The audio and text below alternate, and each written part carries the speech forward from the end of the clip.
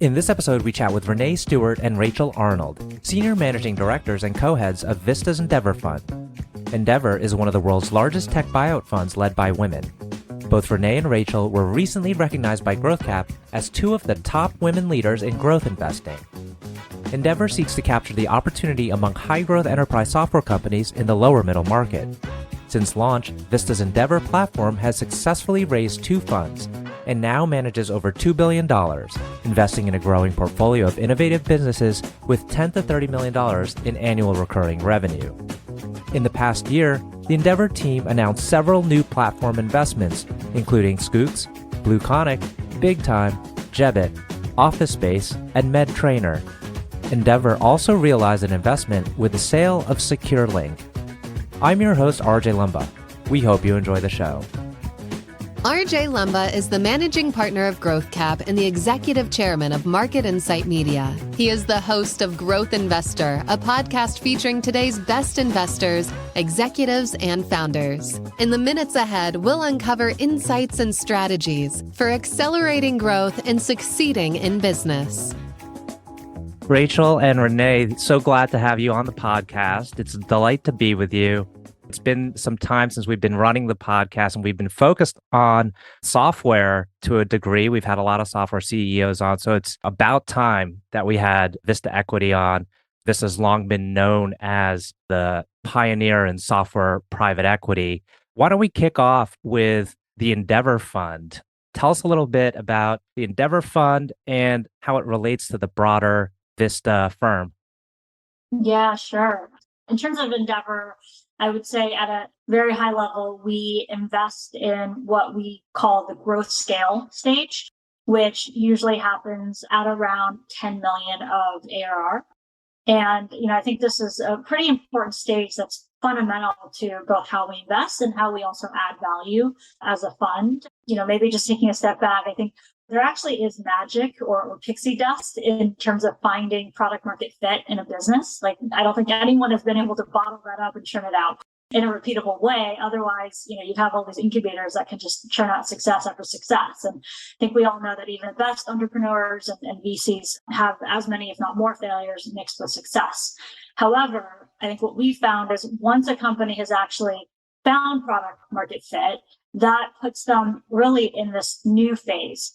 For us, that tends to be a stage where things can be a lot more repeatable in terms of what drives success versus failure. Examples would be, actually scaling your go-to-market engine, thinking about pricing and packaging, executive hiring and talent development, and, building out customer success or professionalizing how you forecast. Those tend to actually be more, I think, science than alchemy, where there's actually correlation and similarities from one successful SaaS company to the next. Now, it's never kind of all the same. They don't follow the same formula, but you can actually find patterns.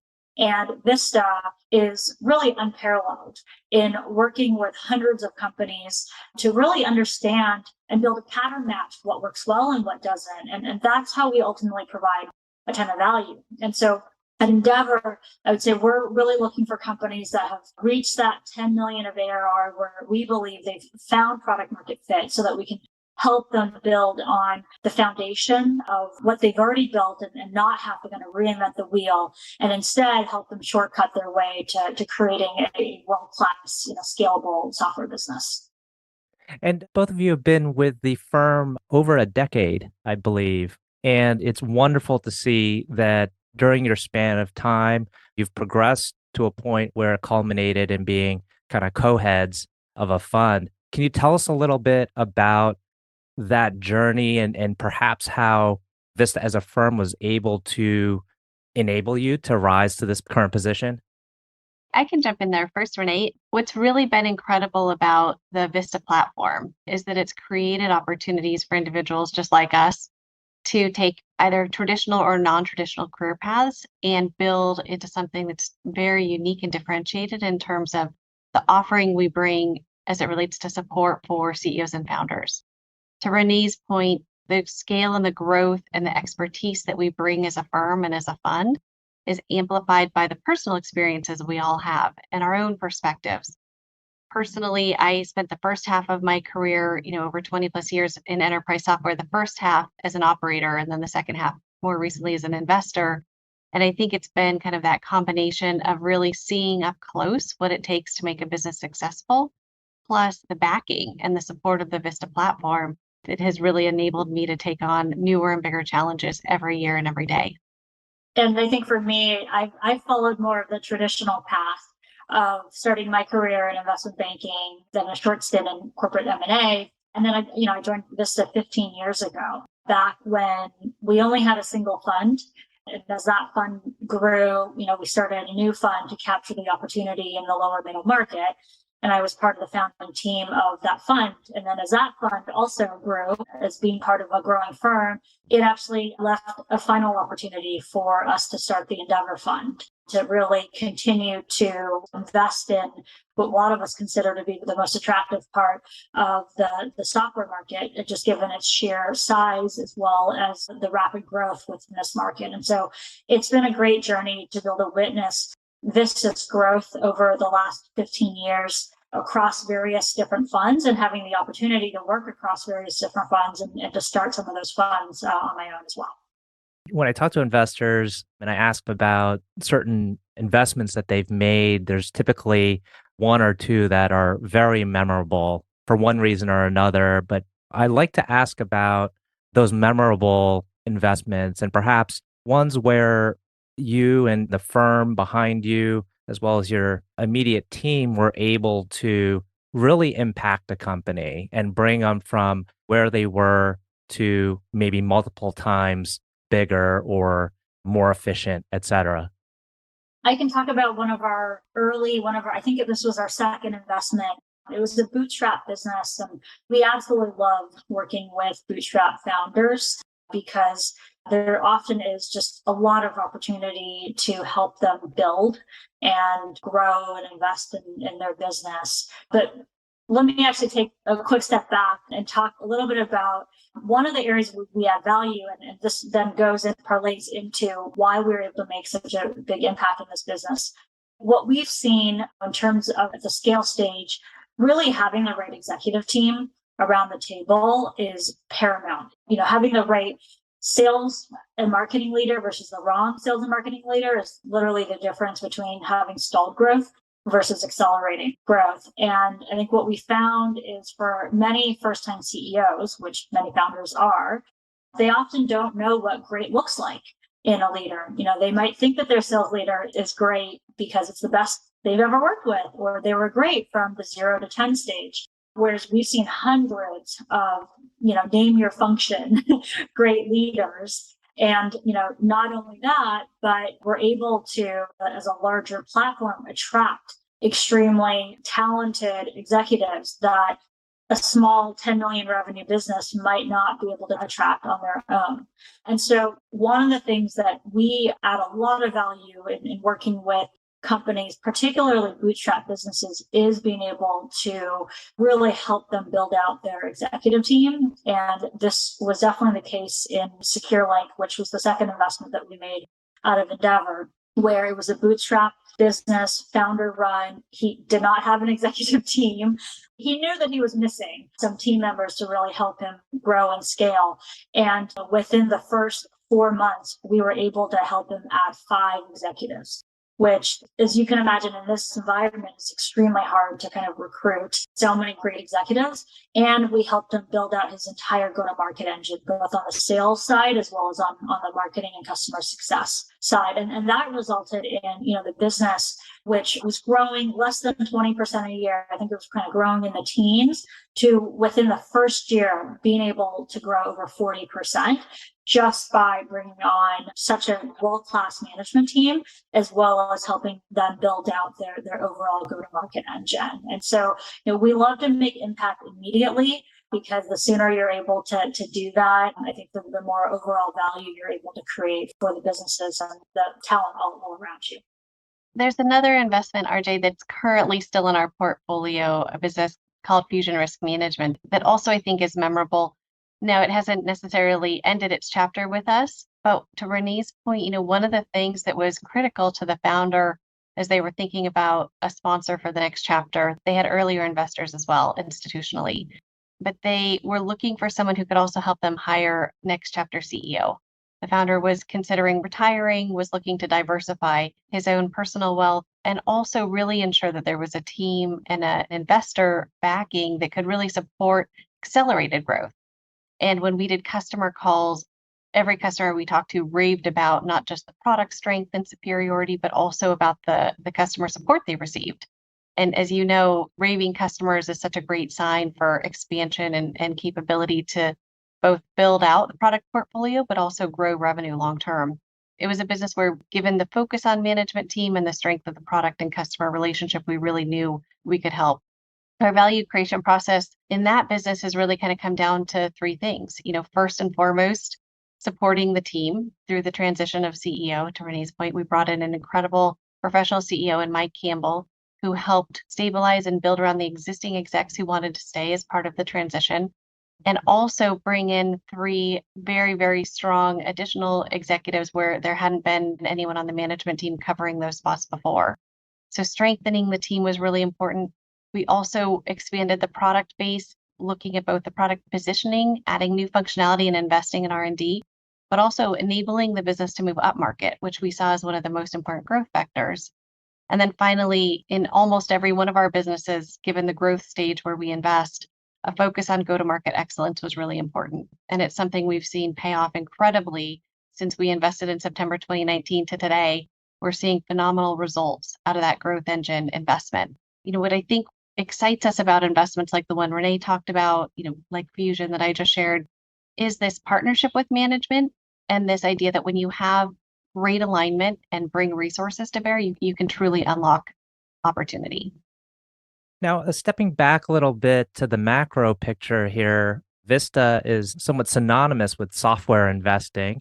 And I'm always curious to get people's take on where we are in terms of the maturity of the industry. Some will say we're still in the early innings and there's a long runway to go.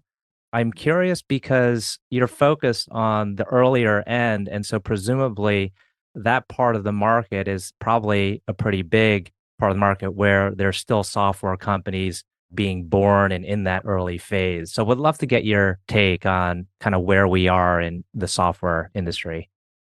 This is actually a topic we're really passionate about, RJ.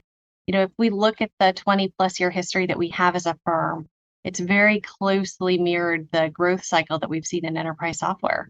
Where we started as a firm doing turnarounds really reflected the type of software business model that was in market at that time.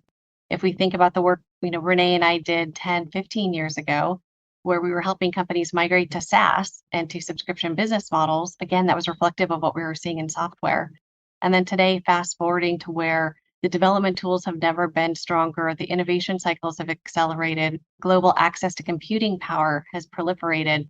We're seeing some of the most impressive software companies, I think, that anyone has ever seen be created and get to market quickly, effectively, and start to hit the accelerator on growth. And so I think one of the things that we think a lot about is how, as a team and as a firm, we continue to lean into our own learning and growth to think about what's next for software.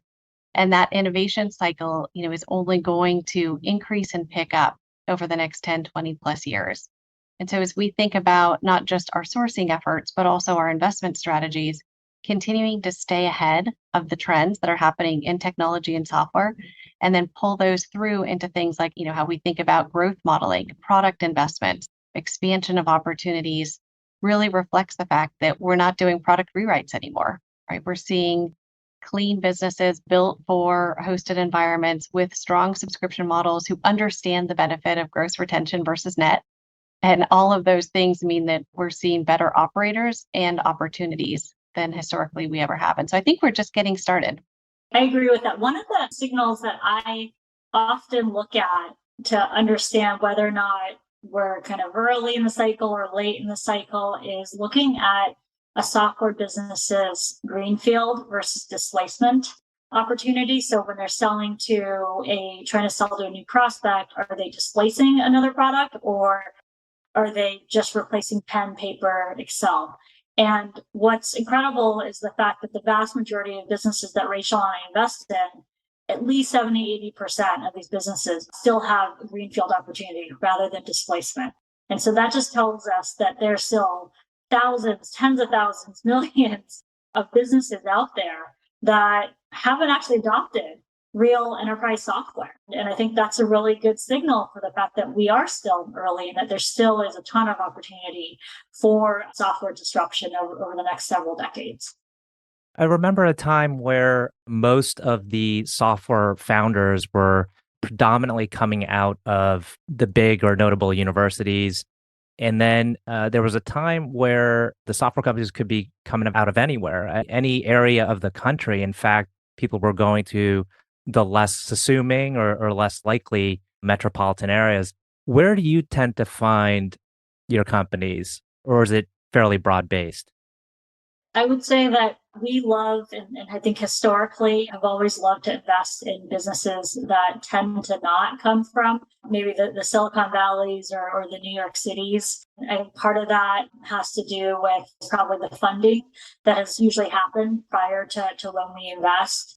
We tend to really like bootstrapped, capital efficient businesses. And I think if you're in Cleveland, Ohio, or Atlanta, Georgia, you tend to have to be a little bit more capital efficient because you don't have the access to capital that you might have in the Bay Area, for example. And then we've also found that those areas, obviously labor costs, which maybe changes a little bit in today's remote environment, tend to also be a little bit lower. And therefore, these companies are able to be more efficient, yet the talent is just as productive.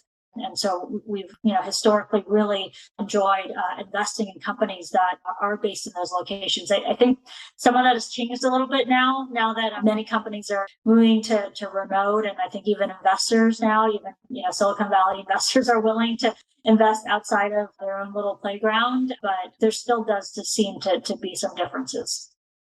RJ, on the founder question, I think it's an interesting one.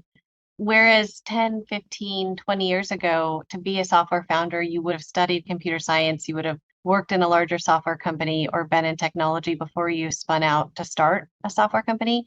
Now what we're seeing is that founders can come from any walk of life, be at any career stage, and just have an insight around a business value proposition, and then using current development tools, as well as, whether it's a development platform, whether it's innovation cycles, whether it's outsourced firms, to get a product into market in 6, 12, 18 months.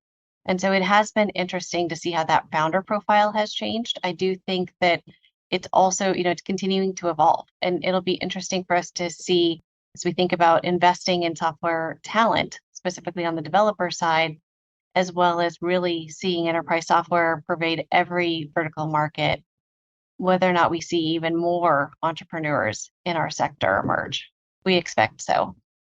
We're coming up on time, but before I launch into my final two questions, would like to touch on ESG and DEI. I always like to hear about what different firms are doing, the approaches they're taking, their level of commitment, and feel free to discuss maybe the area that you think is most pertinent or the one you most enjoy engaging in.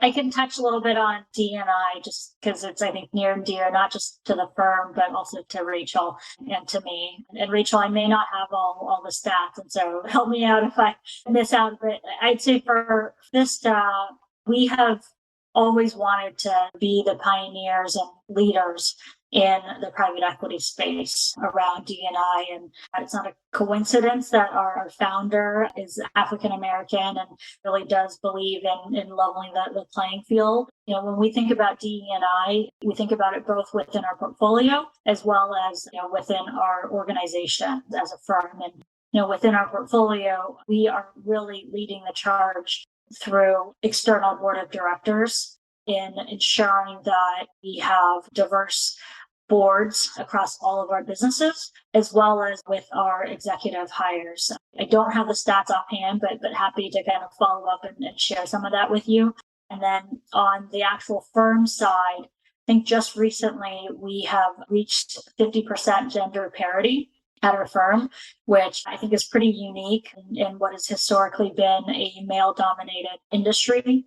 We continue to invest in a ton of programs like Co.org, and girls who invest to be able to really not just make an impact, immediate impact, but to really see future generations of both developers and on the technology side for software companies, as well as investors that kind of have a diverse background. RJ, on the ESG front, as Renee mentioned, this focus on DE&I and ESG comes back to some of our core founding principles as a firm.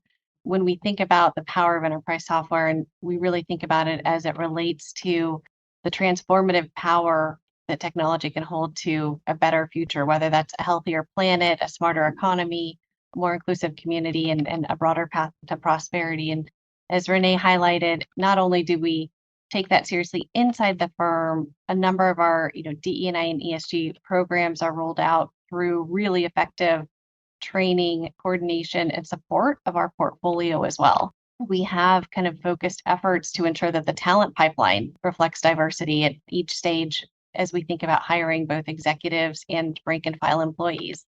We're actually helping train executive teams on how to think about their ESG programs and policies, really help them think forward. And maybe they're doing that work much earlier than they would be doing otherwise, but they're all excited about it because it helps them retain and attract forward-thinking employees, but also really plan for the future and think about the impact they have on their communities. And so it's something we're very passionate about. We don't just talk about it, we walk the walk, and you'll see that in our results. Excellent. These are the final two questions where I ask all guests this, and it gives us insight into more of who you are as people. The first question is, can you tell us about a book that has had a profound impact on you? And if that's too serious, you can just give us a book recommendation. I can go first on this one. I'm an avid reader, and as Renee knows, I like to share books. I've tried to start multiple book clubs inside and work and outside of work because I enjoy the community that comes through sharing great work. And from a professional standpoint, I'm often known to send some of Patrick Lencioni's books to CEOs we're just starting to work with or that are prospects. Very simple frameworks, but extremely effective in everything from fixing dysfunction in a team to running meetings. And so I'm sure you've had Patrick Lencioni's work come up before, but if I think about some of the core beliefs I have about leadership and driving effectiveness and efficiency, but also really driving alignment and creating a culture of performance, his work stands out for me above and beyond most. And for me, I would say a book that I have recently read that has made a pretty profound impact on me happens to be written by probably a leader that I admire the most. The book is called The Changing World Order by Ray Dalio. And maybe just to talk a little bit about him for a second, I think Ray Dalio just has such an inspiring biography. I mean, he's one of the most successful, not just investors, but people in this country, and is a complete self-made man, and is a successful founder of a firm and an investor that I think he would take an ultra macro view of the world. And I think his approach really resonates with me. And I think it actually resonates with Vista philosophically, because even though we are just quote unquote SaaS investors, we spend a lot of time thinking about macro thesis. We were one of the first investors to really appreciate the beauty and value of software subscription contracts, the concept of build it once and sell it many times. We were one of the pioneers to transform private equity from pure financial engineering to actually driving value through operational improvement. And so, we're not just trying to chase whatever's hot in the market, but to really actually think about big picture and to focus on long term. I think Ray Dalio is someone who just thinks bigger picture more than anyone else I know. And his recent book talks about trends that happen over hundreds of years, well over just even a human's lifetime. And I think his way of just looking at the world and history through kind of the prism of the rise and fall of civilization and the financial underpinnings of that process is just a really fascinating way of kind of understanding history in a way that I don't think any academics and historians have historically kind of looked at. And what I really appreciate from a guy like Ray is that he doesn't need to sell books to make more money. He's doing this because he wants to give back to society in terms of helping people understand these long-term historical trends and learn from them so that we can help America actually avoid the same mistakes of the past. And I'm proud that this is able to think big picture and long term. I actually think Ray and his book is just a reminder to us how much bigger the picture can get, and to really focus on fundamentals versus, short-term flashes in the pan. It's one of the reasons why I love the work that we do, because I think at Vista, we actually can have a real impact in the world by increasing overall global productivity through software. And even though we're only software investors, we touch probably 30 different industries. And as a result, we're able to unleash productivity across all those industries, which at the end of the day can revolutionize the world. And so I just see a lot of parallels of what we're doing versus what he's doing. But I think he kind of almost forces me to take a step back and realize you got to even think even bigger than what we're doing today. So a wonderful answer. And I think you actually addressed my second question, which was a leader that you particularly admire. So maybe I'll circle back to Rachel. I don't know if your answer would be the same too as the author you mentioned. I'm constantly impressed by the CEOs we work with.